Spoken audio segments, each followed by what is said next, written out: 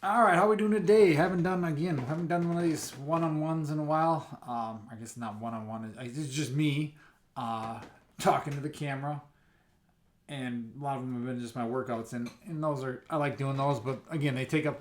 I feel like they take away from my workouts when I'm talking during the workouts. Just gets my intent and drive and engagement with the actual sprint or the lift or whatever it is I'm doing is not always there.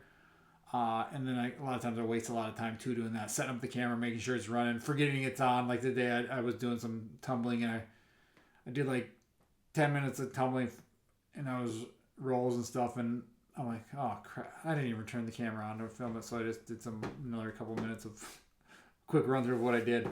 But so I like to do these as well. And today I want to talk about like macro tracking and kind of calorie tracking and how so that's such a big thing, and people you get a lot of coaches you see on Instagram or social media. It's like all you need to do to build a lean athletic body is track your macros. You want to lose some weight, track your macros. Just make sure you're in a deficit. You want to build some muscle, track your macros. Just make sure you're eating a caloric um, surplus. Sorry, I couldn't think of the word. Uh, and yes, the macro tracking, calorie tracking can be helpful. I do it a lot. I use it with certain clients, and it can definitely be beneficial. But to say that that is all you need is not good coaching. It's to just sell these programs and this. How it works is they'll get your height, your weight, your gender, and just punch it into throw these numbers into like an online calculator. You can go do this for free if you want, and it will give you back. Oh, what ask what your goals are, your activity level, and you'll times that. You'll get your um, resting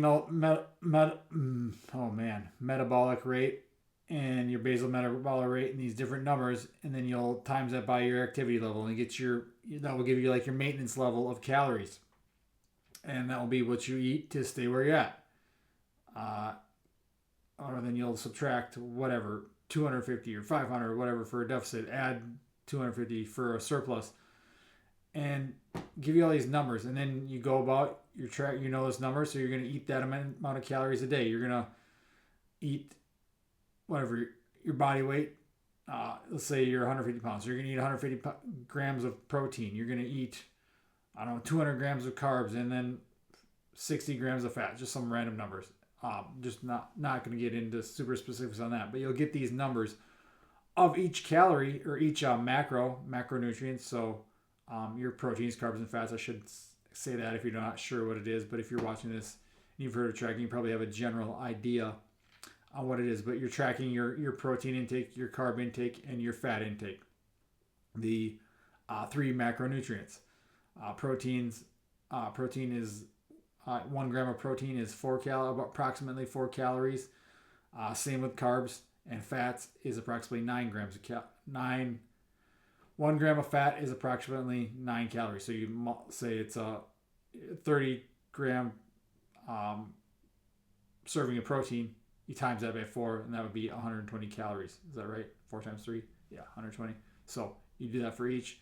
You can use nutrition labels. Nutrition labels are not always right, but you use like a MyFitnessPal or Chronometer to track that stuff too. That will help you too if you're going to do it.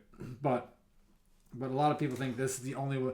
This is the best way to do it. Just give you some macros, track your calories, track the macros you're eating, punch in these numbers, and follow that plan. Whether you want to lose fat or you want to build muscle or you just want to stay around the same.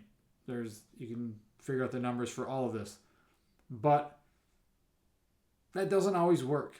A lot of times it doesn't work. It's definitely not the best way to start for most people. I think, especially most people who maybe they've haven't done any like food tracking in the past, or they have struggled with diets and things like that, and or they just hate numbers and hate being so restrictive that way. These can just cause overwhelm and more harm than good. Because yes, tracking calories and tracking macros, tracking these numbers can be a good thing. Because if you don't really track, you don't know what what you're doing, what you're eating. And I think it can be good to track for a certain amount of time. That might not be tracking macros either. That might just be taking pictures of your food and noticing, oh, I'm eating ground beef instead of that McDonald's hamburger or whatever it may be, and different things like that. Because just knowing these numbers is not, they're not going to be very accurate all the time.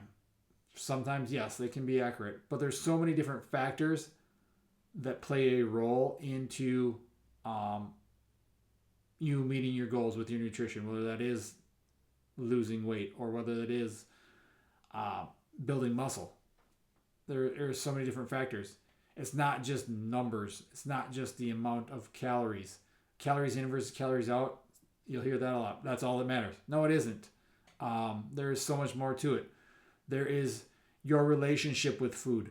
There is your history, your traditions with food, how, like, what you've been eating, what like your family traditions, things like that stuck with you, the habits you've built that even unconsciously that you are doing around food, or that relationship you have with food that you don't even realize you know because you've built it up over years and years and years through whether it's family gatherings or family meals and things like that, traditions that you have.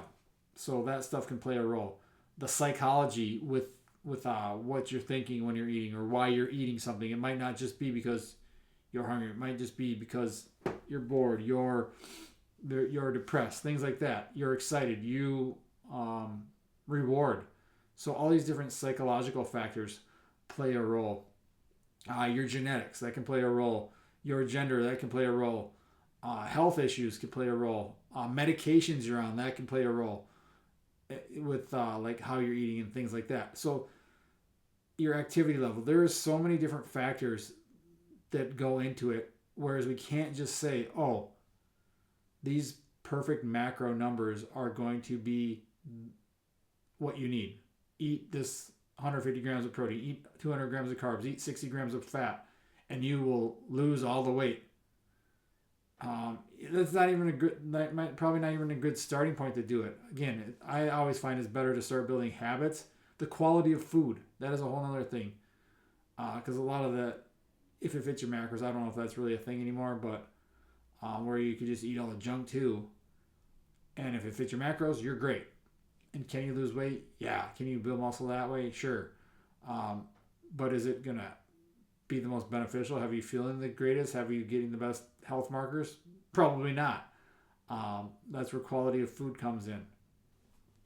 Maybe there's certain foods that don't, even if they are good foods, that they are healthier foods, they don't work with your body. Maybe you're allergic or have, what's the word? Not the opposite, not allergic, not the opposite, but intolerance. You have an intolerance to eggs or dairy or something like that.